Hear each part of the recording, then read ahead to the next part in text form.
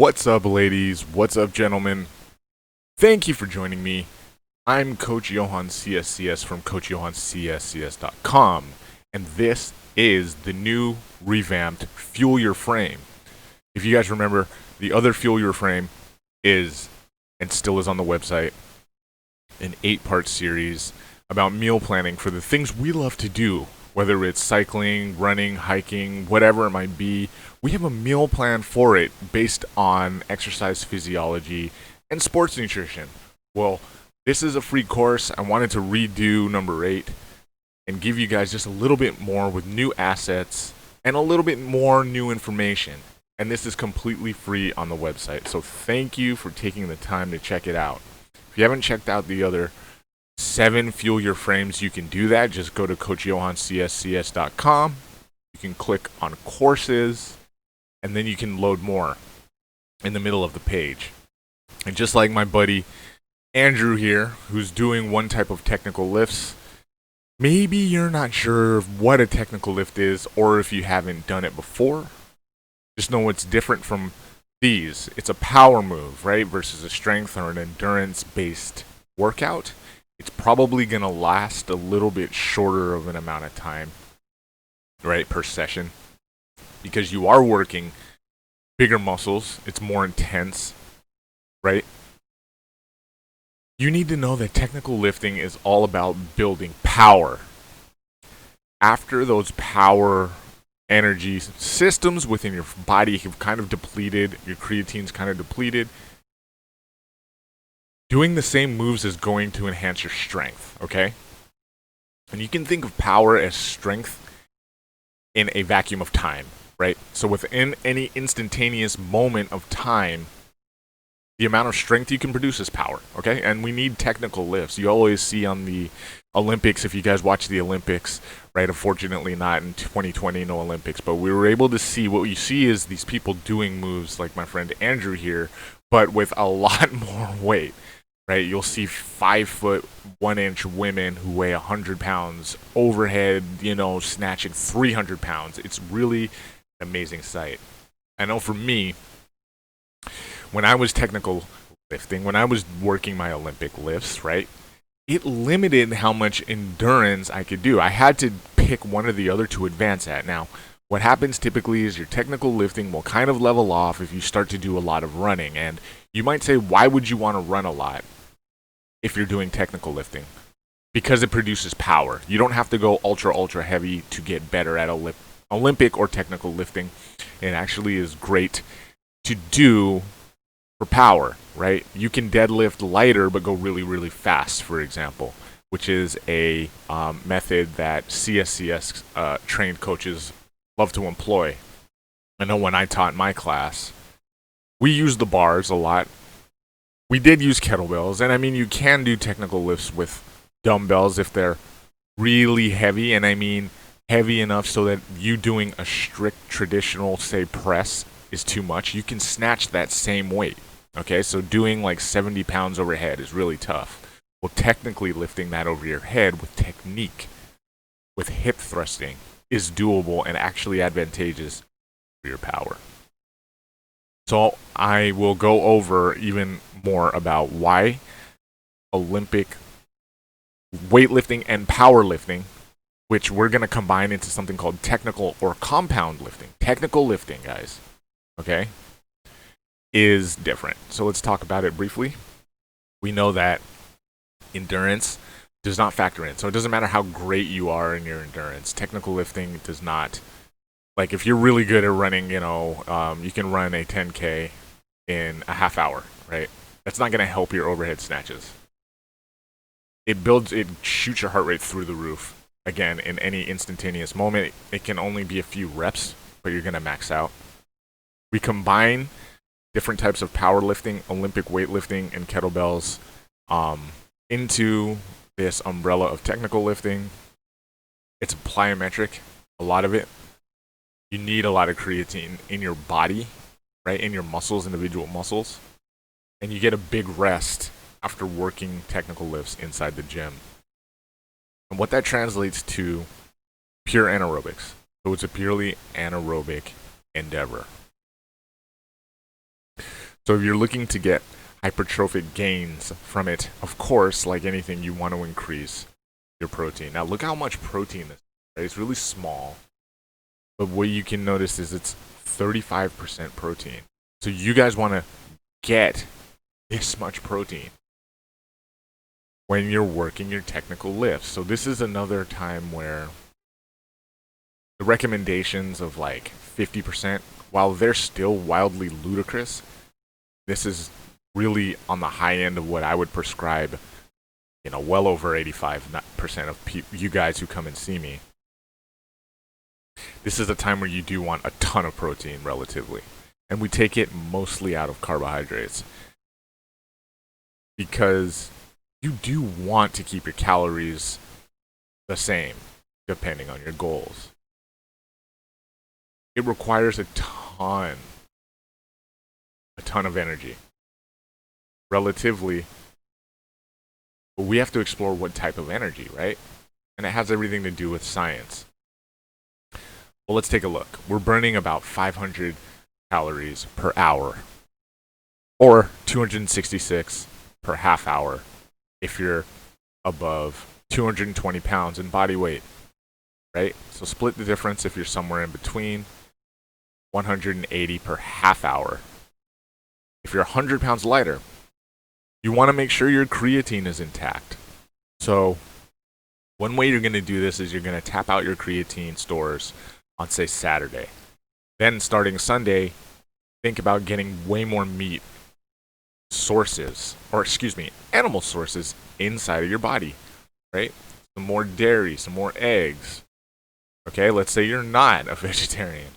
Then you're going to go ahead and eat meat, right? And get these creatine sources, ideally about 5 grams.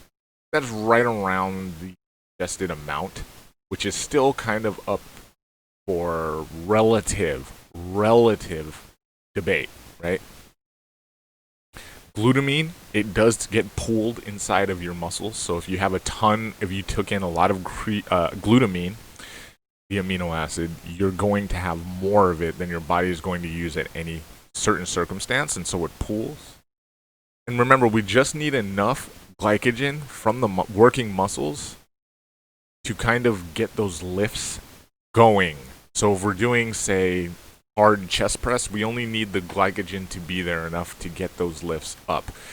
After a half hour, if the glycogen's depleted, that's okay, because physiologically the power gains are going to be to start to decrease. In other words, you can't sprint forever, right? Our body knows this. Our bodies are very smart, beautiful things. They understand how they are in nature. And hey, you don't need glycogen to last you 2 hours. You just need it just in case your muscles are going to need all the tension, like my friend Ratish here, all the tension inside the muscles to work. So they are violent moves. They use the biggest muscle fibers inside of our body, which are known as type 2X. That is when you're deadlifting, bench pressing, doing the various types of Olympic lifts, which include cleans and snatches, right? So if you've done any of this, mostly with barbells, I want you guys to understand you've done technical lifting. And what that really denotes is that the technique you need to employ a proper heavy deadlift for power has to be strict and functional, right? Whereas a bicep curl, yeah, it should be strict, and yeah, it is functional. Well, it's not very functional, but it can be very strict. You're not looking to get super heavy. Getting really heavy at a bicep curl or doing a TRX skull crusher isn't super advantageous to you outside of that. Getting good at doing heavier deadlifts, at doing a heavier bench press, if you have the shoulders for it, for example, getting good at doing relatively benchmarked cleans is almost always advantageous for you because they are technical. They use a lot of muscles, they use a lot of joint angles. So we got to fuel the body, right? So we talked about it. Think about supplementing. So this is a time where you're taking supplements, and I know that makes a lot of you strict clinical dietitians and nutritionists butt cheeks pucker up a little bit, and I'm not here to say don't pucker. I am here to say in the real world, you know that your trainees use supplements, that they inquire about supplements. I've had 60-year-old people ask me if they should buy creatine powder, right, and try it themselves, thinking it'll give them a boost. And I have to quickly say, you don't need that stuff. Here's what you do need. But the idea that you are not going to supplement, or trainees are not, is just not realistic. And the truth is, supplementing with creatine is very advantageous if you're looking to do something intense and extreme in terms of looking for gains as technical lifting. Okay, and also think about glutamine as well. We'll talk about what the foods are. Caffeine, coffee, right? Teas, especially, are probably the most natural sources. Increase your awareness. Decrease the rate of cyclic AMP inside your body, right? Which is kind of like a reuptake catalyst near most of your muscle fibers, meaning that when it's suppressed, your body doesn't respond to the reuptake of down-regulating hormones. So you're constantly upregulated, which equates to you being more alert, aware, ready. Caffeine, right? Always the best friend of the hard lifter. And take your time to get your protein in. There's a tons of types of food-based, animal-based proteins. Chicken, fish. Turkey is always a good one. I suggest a lot of times that people think about at dinner, supplement with turkey, exchange the turkey with, chicken every now and again. You get more protein per gram with turkey, for example. So you do want to get your protein in at the end of your technical lifting days, right? You don't need to focus so much on your carbohydrates. You want to focus on managing your weight. So it looks like more sugars for breakfast as usual. We start getting our protein in early in the morning. And when we say good protein, we mean, maybe 30% of your breakfast is protein, right? I'm not going to do the math right now, but if you have 500 calories allotted for breakfast, a third of that can be protein, while the rest of it can be complex. And here's when you get in your simple sugar. Lunch, sandwiches are always a solid idea. Again, because you're getting in a decent amount of protein and some complex carbohydrates. So here's where your, love of fruit is not going to be what you want to shoot for at this point. For your pre-workout, think about getting in your eggs, sources of glutamine.